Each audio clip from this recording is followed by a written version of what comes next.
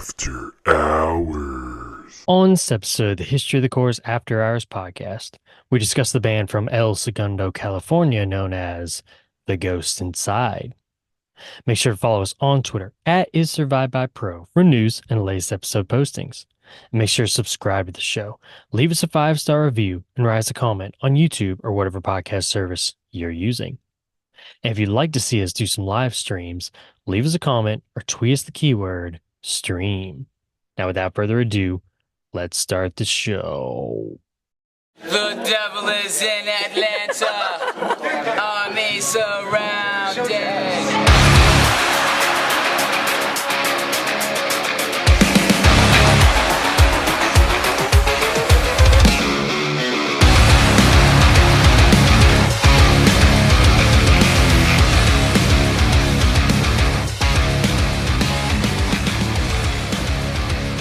Welcome back to the History of the Corps After Hours podcast, where each and every episode, I, Curtis, sit down with my good friend and avid listener to the History of the Corps podcast, Erik. Erik, how's it going?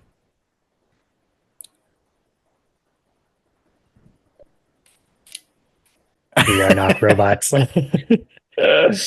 Oh man. Yeah, You kind of feels that doing way. that, It'd be like man, you doing that made me think of this video, this old video of Charles Manson when he was doing interviews in prison and somebody asked him a question, he just started making all these crazy faces. Oh. It's like, what the heck is happening? Oh man. You doing all right, man? Yeah, pretty good.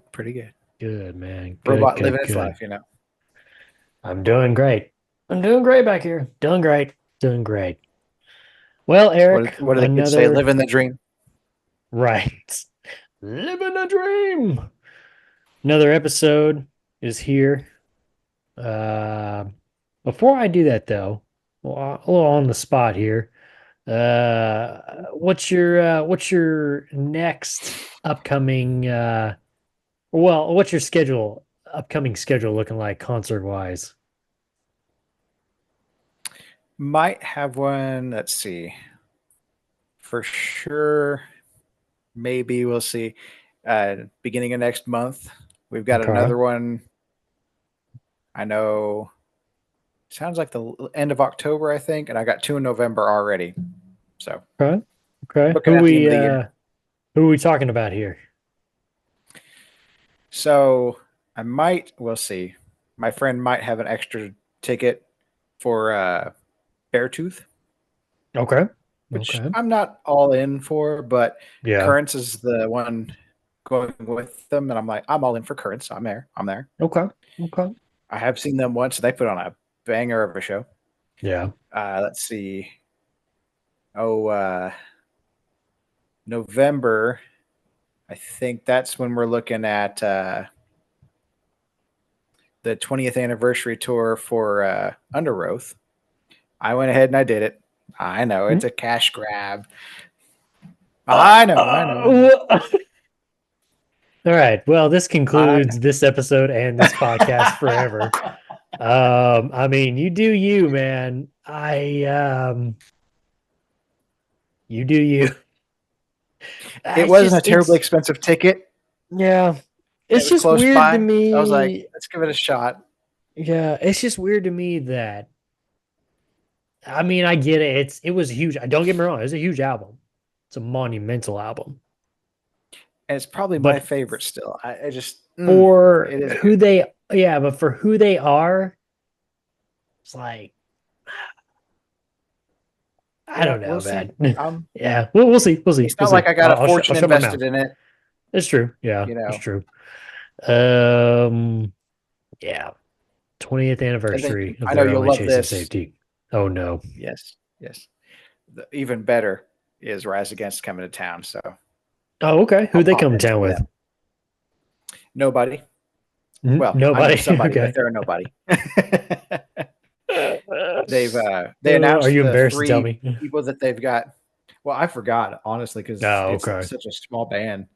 They just announced it like last week, actually. Kane's Ballroom? They said we're going. They're going to Canes. Yep. Okay. Yep. I told Back my where it all friend began he in was looking. '07. That's exactly, yeah. I told my friend that's the lineup, the lineup y'all talk about with that old wonderful sounding, Oh, you know, that's so night good. that could have been. That was a beautiful But night. anyway, I told him that lineup, and he said that's got to be the lineup because they're going with friends, new and old, right? Yeah, yeah. I was like, well, there's at least one band in there that physically cannot do that anymore. For what that's worth. Oh my But gosh. he goes, well, but still, let's get some others in there like that. No, they're not going to do that. I'm sorry. That would be too No. good. Sorry, buddy. That Those ticket days would are cost gone, man. that ticket would be $1 Well, million. That would be yeah, and not even that. It's like, I mean, you have to think cancer bats. I mean, they were still early. That was Birth of the Giant era, right. and just before, um, what is that next album called? I can't remember. But anyway, that's a good period for them. You know, I don't know if I would want to see because they'd be playing a lot more newer stuff now mixed in with the old stuff. And I Right. don't know if I mean, it probably wouldn't be as good as it was that night. And then Comeback Kid, I mean, you're talking about Wake the Dead era, Oh, broadcasting oh yeah. era. That's the prime Comeback Kid right there. Silverstein, I'd be okay if, I saw him now because you get a little more, variety in it because that was during arrivals and departures. Yeah, it's a good era, but I feel like they've Oh got some good yeah. stuff coming after too. So it's like I wouldn't mind seeing them now with more of a broad brush to paint from. But anyway, Oh yeah. nice, nice little busy schedule coming up, man. We'll see if he Always, survives always. the year. Maybe. Gotta jump in the Maybe, pit. maybe. All right, Eric, let's get on into this episode. Let's go ahead and slice open this body and check out the ghost inside. Ooh, look at all these ghosts Look flowing out at of the that. body. That's right. We're talking about the band known as The Ghost Inside. As always, Eric, I like to ask two questions to start an episode. How were you introduced to the band known as The Ghost Inside? So, the year was 2020. The world was a pile of poo. Ah, poop. And I had a friend and I would go out wearing those awful facial structure things. I don't know. And we would look for Facial like sweaters. classic. Yes, definitely. We would look for these games we grew up with. So nowadays we call them classics. Hurts my soul, but it is what it is. Is what it is. And there was a couple we were looking for specifically within these couple of old local shops. So I had one friend. He showed me this something. It was probably when the 2020 album dropped, and he was showing me something off that. I was like, "That's kind of good. Who is this?" And he told me.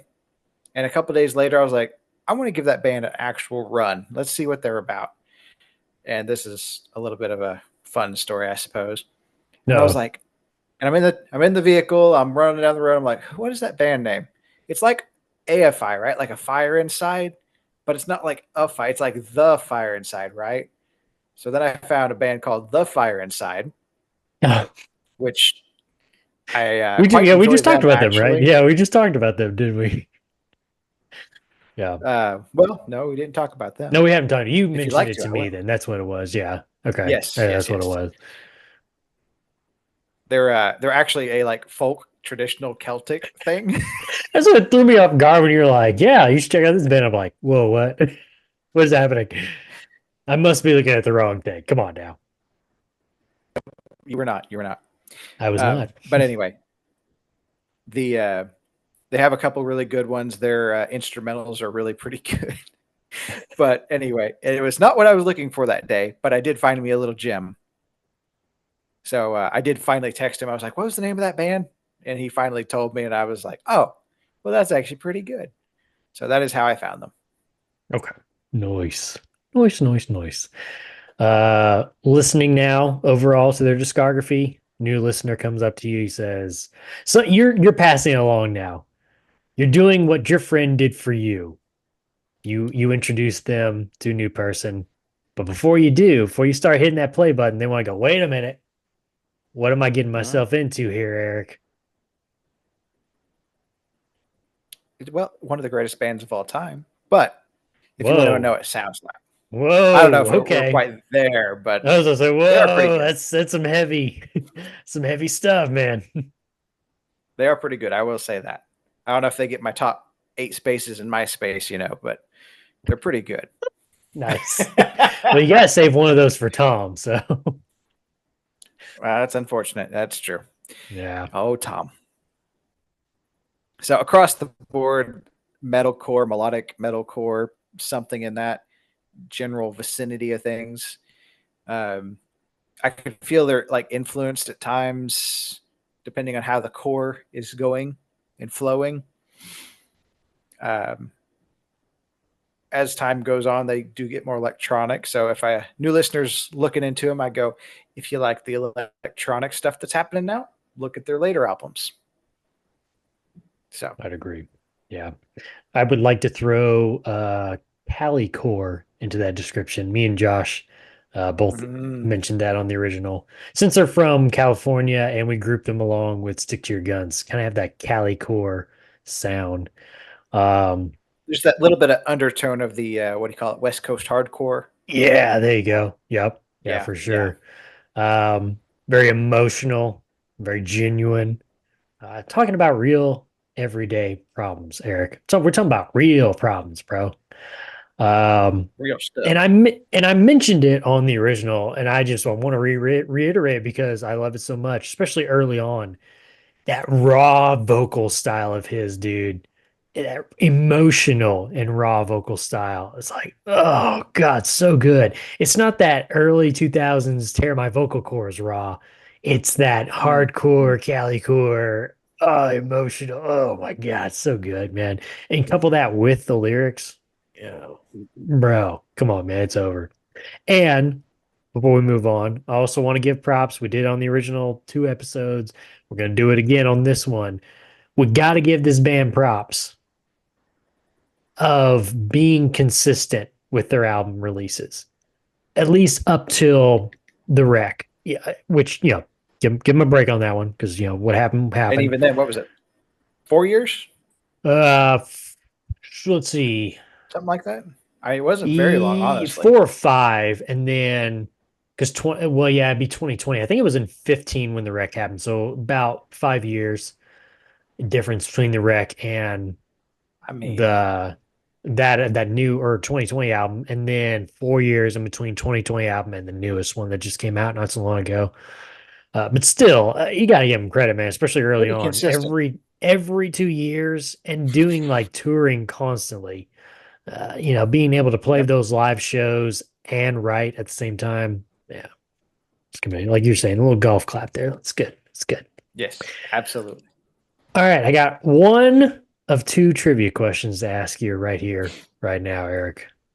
Are you ready? Here we go. Like I'm who ready as wants I to be a get. millionaire? Da-da-da. Not me. Wish I could I'm control poor. you. I wish I could control your lights from over here. Just like dim them down. You'd be like, what the? Who's in my house? Yeah, close enough. Here we are. All right. What was the original name of the band before changing it to The Ghost Inside? I have a feeling he's not going to be able to get this because he couldn't even remember The Ghost Inside. It was a dying dream, right? Oh, bro, he got it. A Dying Dream. Very, very nice. Are you okay with the Just change, or pretty would you cool have sound. stuck with? I think they're both Either way good. is actually pretty good, Yeah, honestly. I think they're both good. A Dying Dream almost feels a little Although, more pop punkish, kind of. yeah, dying wish kind of makes me think Yeah. of that kind of Then there's thing. that Yeah, too. a Yeah, little bit more recent of a band, I think, but right. Yeah, I comparatively agree. speaking. All right. Their debut album, Eric. This one. Probably my favorite. Ooh. Fury and the Fallen Ones sees the band hitting the ground running. I think honestly that it helps with the fact of like the trivia question. They had two EPs under their original name. So it's like you kind of get that figuring out period kind of out of the way. You know what you're wanting to do by this point.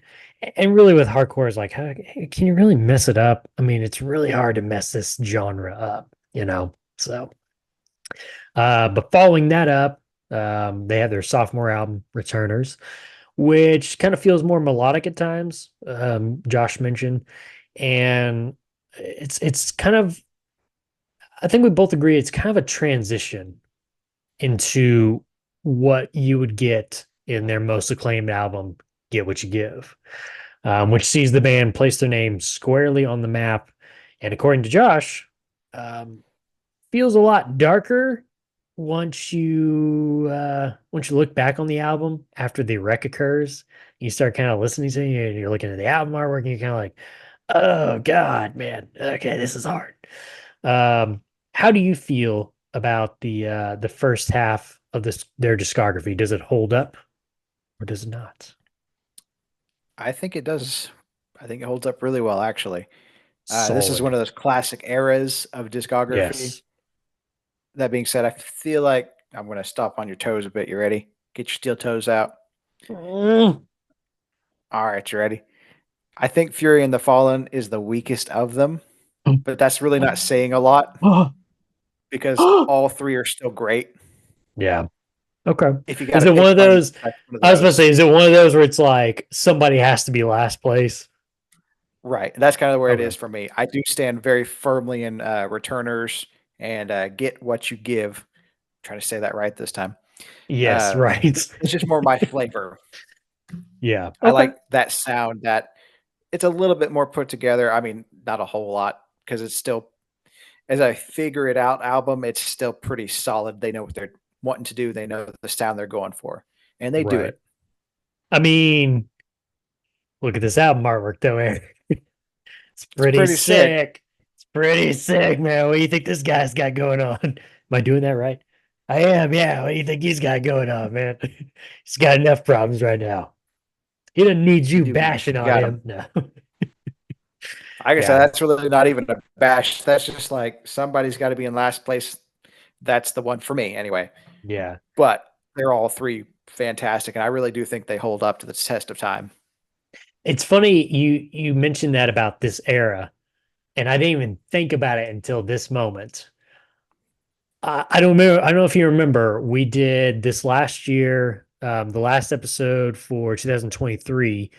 We did a top, or Josh made a top five eras list of bands that we have covered so far. And we talked about, every year we're going to come back on the last episode of the year and see if, if anybody, if the top five changes at all, if anybody enters, so on and so forth. And now this is according to him, his top five.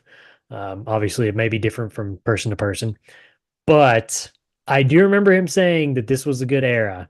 And so I'm starting to kind of wonder if this is going to make it into the top five on his list for the end of 2024. So I'm gonna have to put that in the back of my mind and remember that. See what It is happens. a tight race, but that might make one of mine because this is a solid era. Okay. We might have to do that with you too. At least for the after hours side. See if you can make up a top five eras of the I bands guess we've after hours wrap start up. start thinking about it, Eric. Start thinking about it, buddy. Oh man, here we go. Yeah, and trust me, ask Josh, it's hard. Except for his. His I number can. one was easy, but he said after that it's hard, man. It's just tough. But yeah, definitely this is for me personally, this is peak. Um uh what's the band name? The Ghost Inside. I lean they have good music, I know, right? They have good music overall. A There's Dying not a Dream. Those yeah, guys. exactly. I don't feel like there's a terrible album, but I'll mention it again here after a while. When I get to their second half of their discography, past the wreck, their last two albums, it just starts to kind of feel like, okay, this is kind of your generic metalcore of the time, and it just kind of feels Right. repetitive. So if I'm going to listen to Ghost Inside, it's going to be this era. But I feel like what we're about to get with Dear Youth after Get What You Give, it's really kind of, and Josh mentioned it. Dear Youth is that Davey Havoc quote, bro, because Get What You Give is such a monumental album in their discography that you get to Dear Youth, and again, it's a good album, but I feel like that's where you start to kind of get some signs of we're kind of hitting that repetitive wall, still a good album, Mm. but there's some signs being shown there. But I always thought that was kind of interesting that he brought the Davey Havoc quote up. I was like, yeah, that's true. I didn't even think about that originally. Okay, I'm gonna be interested to see if you can go 2 for 2 here, Eric. Honestly, you should. Whew. I think you should. Okay, here we go.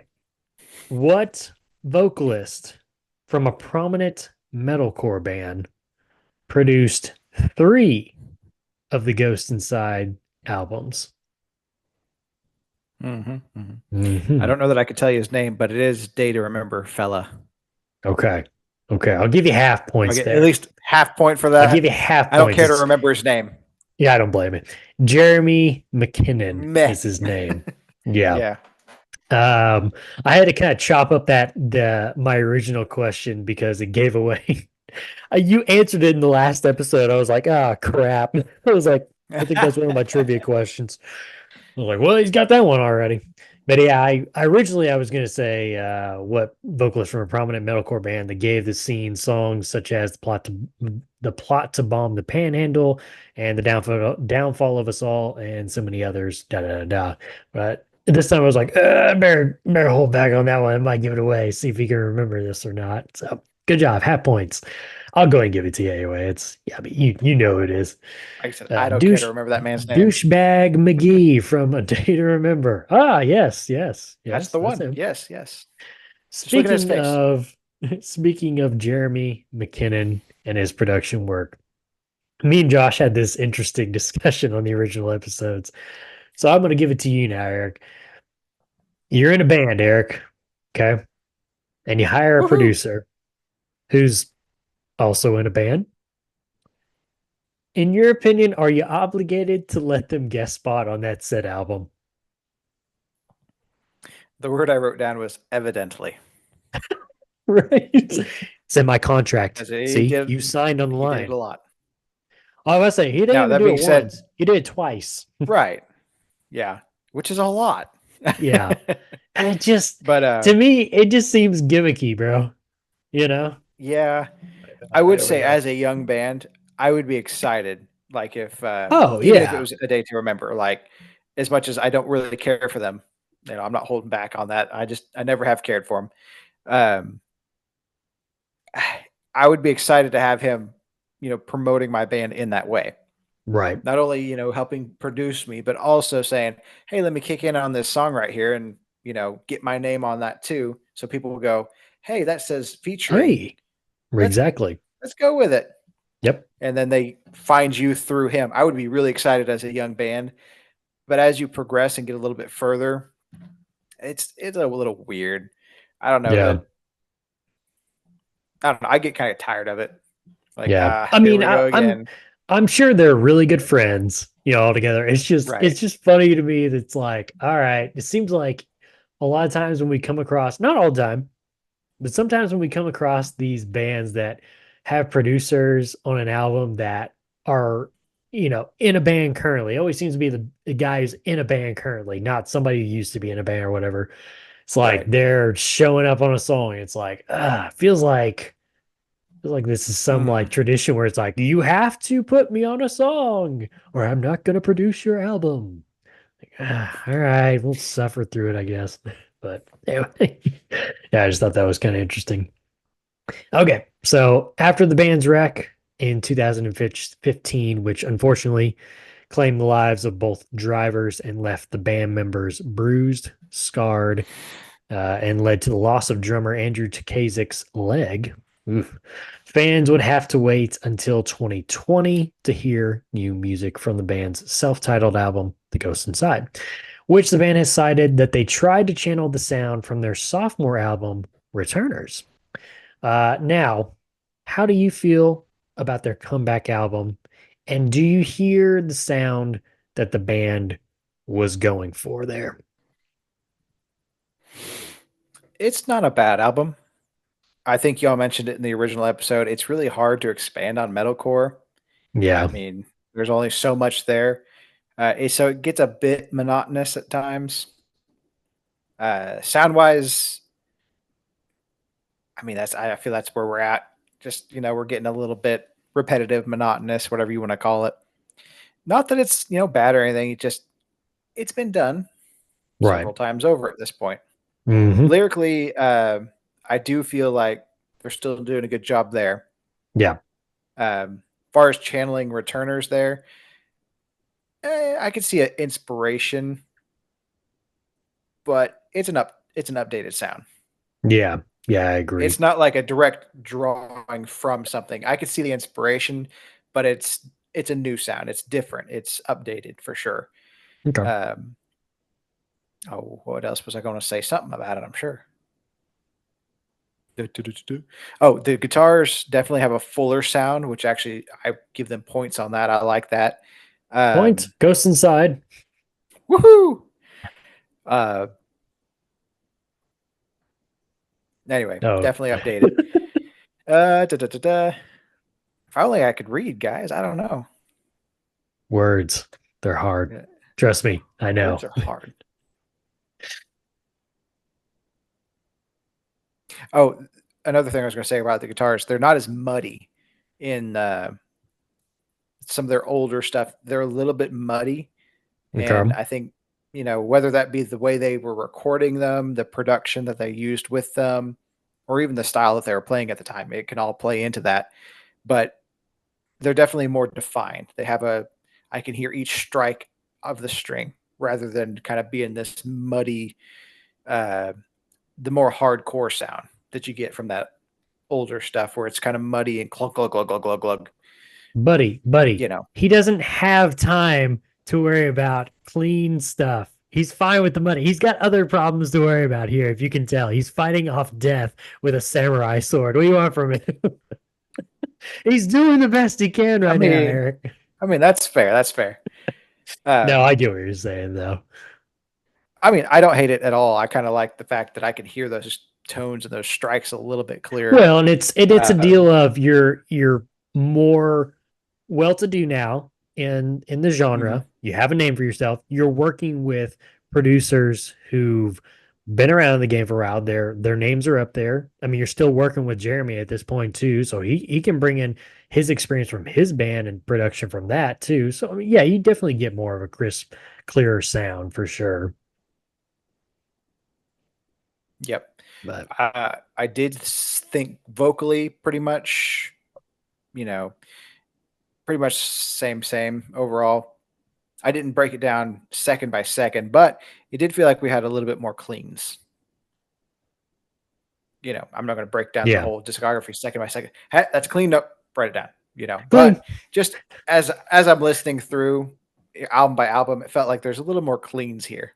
Okay. Yeah. So All maybe righty. that's growing Well, up, growing old, something yeah, in between. true.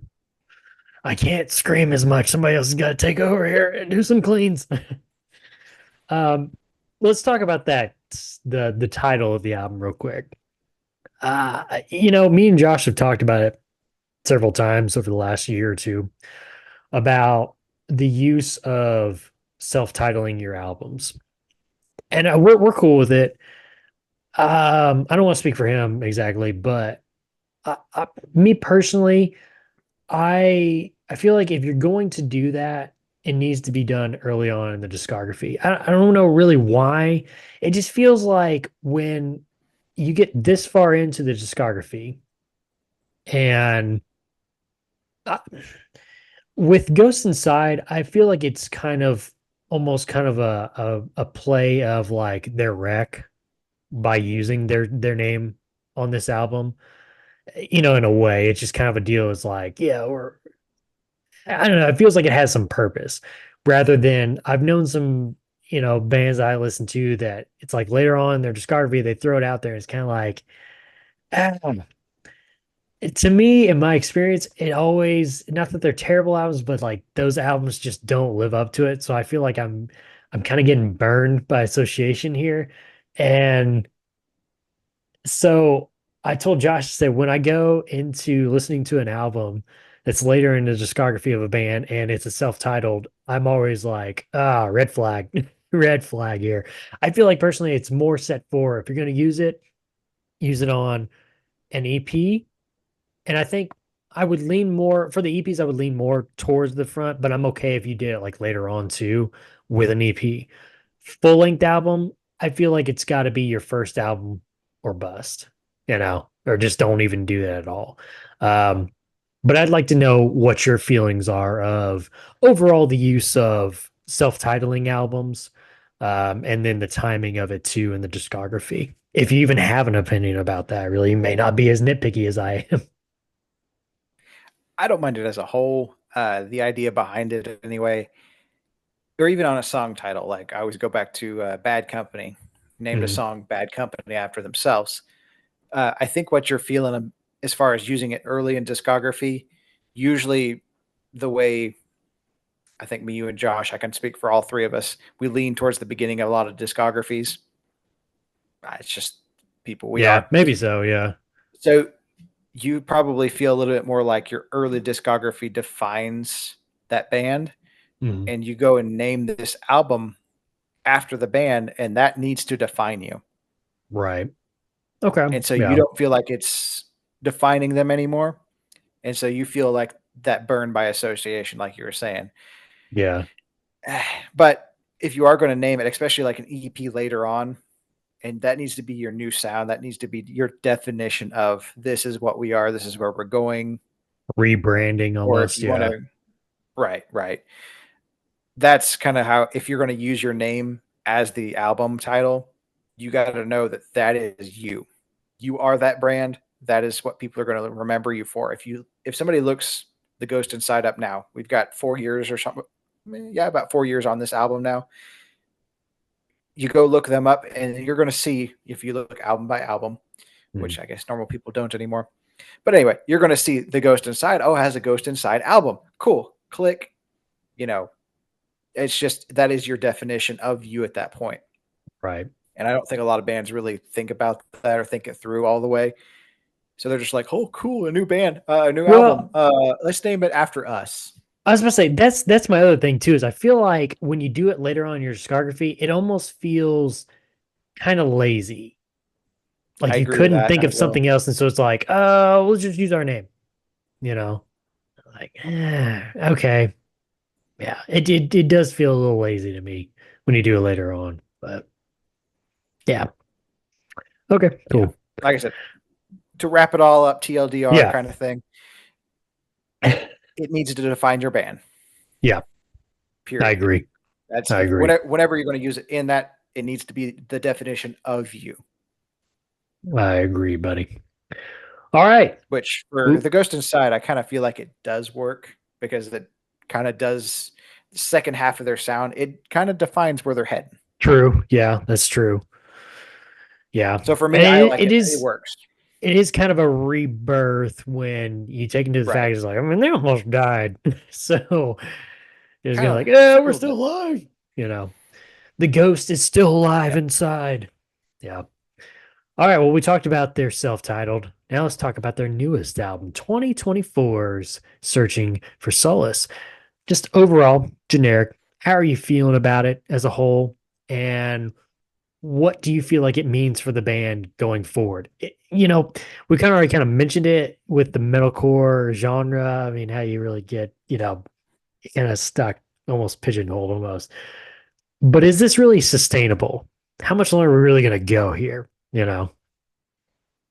As long as everybody still buys that album, that's how This is long true, we'll go. man. Yeah, this is true. And they are evolving with the genre. So for what that's worth, I think they'll continue to sell albums. They'll continue to sell out stadiums, whatever else, sell T-shirts. There was a pause after sellout there. I heard it. You heard it too, people. Said sell out A stadiums. Uh, little bit of a Sigmund Freud moment there, but As a whole, the new album's not terrible. It's not bad. It's got a couple of bangers on it. I really liked Earn It and Death Grip, actually. I quite like both of those. And that may be more lyrical value than sound wise, but sound was good Yeah. too, I think. Okay. Definitely a Nice. lot more cleans in this one, more melodic and lighter tones musically. We kind of touched on it a lot here. There are a lot more use of electronic stuffs. Stuffies. The sound bites and MacBook Pro Air coming in clutch. I told Josh, I said, I just one band I want to see like on their Wikipedia page actually credit some people with like, synth and MacBook Pro and fog machine, crazy or whatever. I want to see it That's all because we I would want. laugh. I would That's all we laugh want. my head off, man. But at least you're genuine. You're true about it. Right. Yep. He's There using was a a song on there. 2016 MacBook Pro. Yeah, it's quite the instrument there. Yes. I did write down there was a song, "Secret" off of there.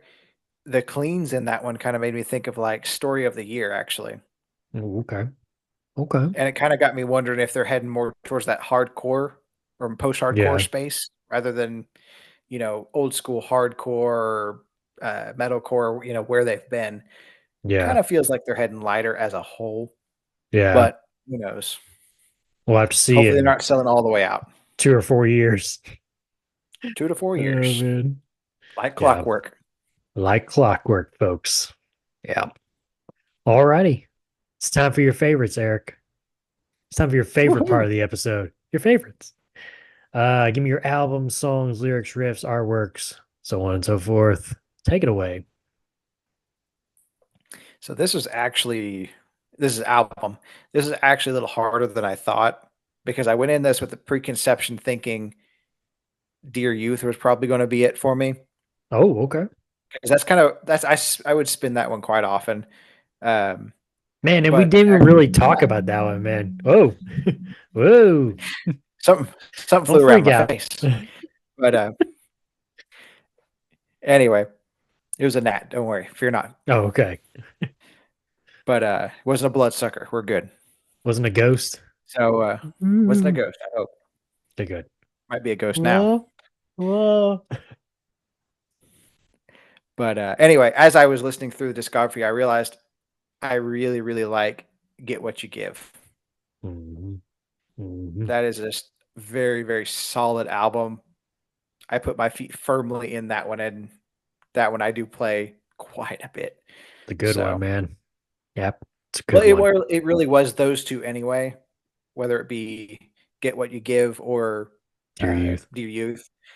I played those quite a bit, not quite back to back, but I mean, you know what I'm saying. I played them a lot. Yeah. Yeah. So, anyway, I did land on Get What You Give. That is a great album. Okay. Good starting point if you're just trying out the band too. Good old fashioned metalcore, Yeah. melodic metalcore. Melodic. But anyhow, let's get into some lyrics. You ready for some lyrics? Let's go for it, buddy. This one comes from Mercy. A vicious battle I may never win, and I'd like to think I'll come out stronger. Life's swinging hard, but I'm swinging harder. Ooh. Nice. He's a boxer.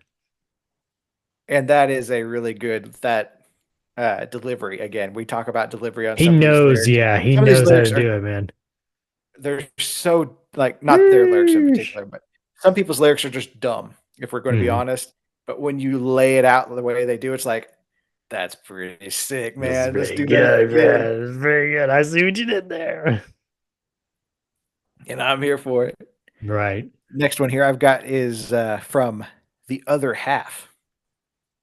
That's all I'm ever going to need to get by. My favorite things aren't things at all, but they're things that keep my heart full.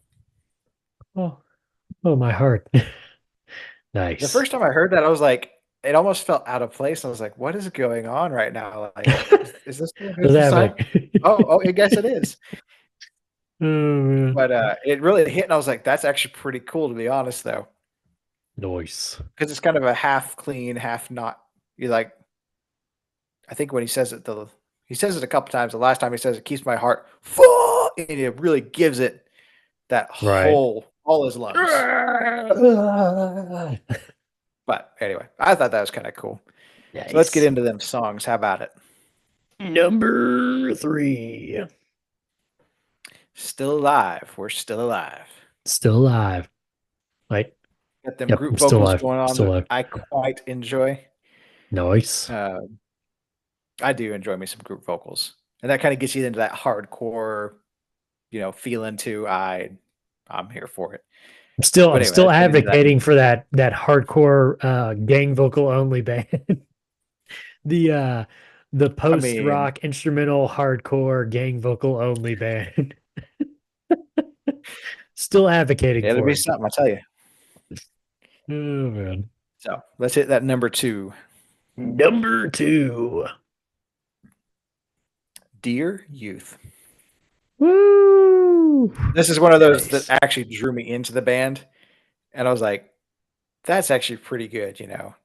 Dear Youth, what was that plan? Your one big plan? Mm-hmm. Yeah, I Mm-hmm. enjoyed that.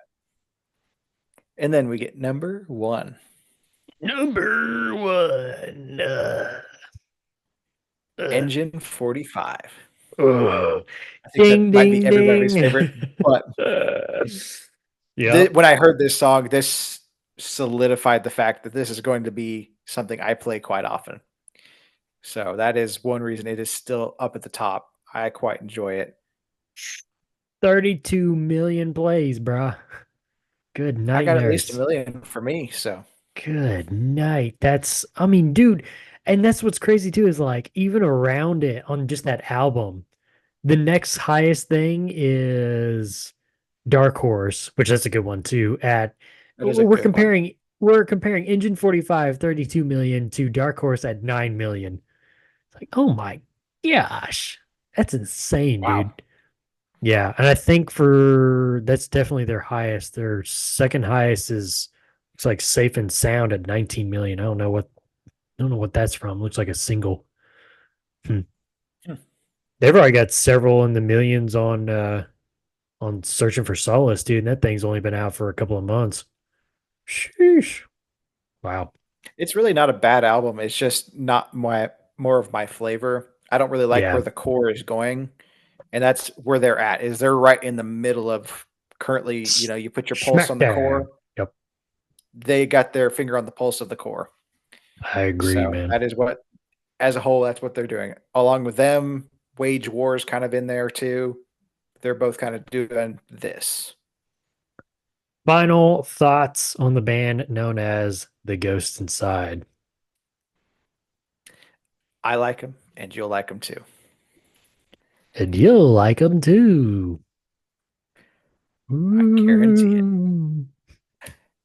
If you did want to get started on them, you've never heard them before, and you've listened this far in, uh, jump in there that first half. That's a good place to start, just because that is where they start. But honestly, it is a really epic portion of a discography that you just don't get that back to back 3 amazing albums nowadays. So Yeah. Whew. Man, so good. So good. Alrighty, let's get on out of here, Eric. Make sure to follow us on Twitter at Is Survived by Pro for news and the latest episode postings, not just on this show, but our other shows as well. We have the History of the Cores podcast. That's the pop-up of this very podcast right here. Pop-up, where me and Josh take a band from the core genre and we dissect it. We get in there deep.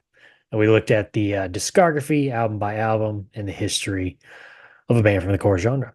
We also have the Red Right Hand podcast, which has covered all 6 seasons and eventually the movie The Peaky Blinders. We also have the Throne of the Dragon podcast, which has covered season 1, currently season 2 of HBO's House of the Dragon. Also, while you're on Twitter, make sure to follow my co-host at Joshua Lynn Gary.